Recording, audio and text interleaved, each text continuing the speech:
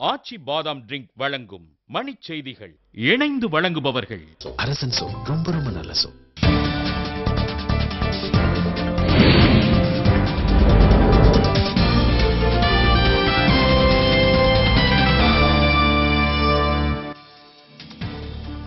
போர்க்குற்ற விவகாரம். இலங்கைக்கு 3ஆம் தேதி செல்கிறார் அமெரிக்க அமைச்சர் ராபர்ட் பிளேக்.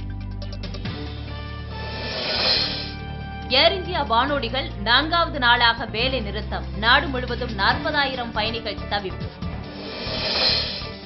ஸ்பெக்ட்ரம் விசாரணை அறிக்கையை மக்களவைத் தலைவரிடம் இன்று வழங்க முரளி மனோகர் ஜோஷி திட்டம். சென்னை சேத்துப்பட்டில் தொழிலதிபர் வீட்டில் பெட்டகத்தை உடைத்து 1,50 கோடி ரூபாய் பணம் கொள்ளை. திருச்சி அருகே பாதிப்புக்கு உள்ளான இருப்பு பாதை சீர் செய்யப்பட்டதை அடுத்து தொடர்வண்டிகள் இயக்கம். டெல்லியில் நடுவண் புலனாய்வுத்துறையின் புதிய அலுவலகத்தை இன்று திறந்து வைக்கிறார் மன்மோகன் சிங். தூத்துக்குடி மாணிக்கபுரத்தில் திமுக நிர்வாகி வெட்டி கொலை. மர்ம கும்பலுக்கு வலைவீச்சு.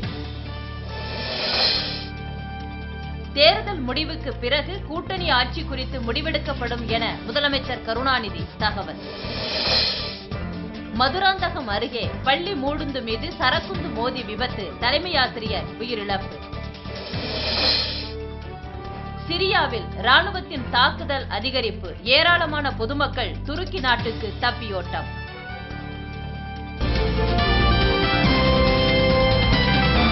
மணிச் செய்திகள் வழங்கியவர்கள் இணைந்து வழங்கியவர்கள் அரசன் சோ, ரொம்ப ரொம்ப நல்ல சோ.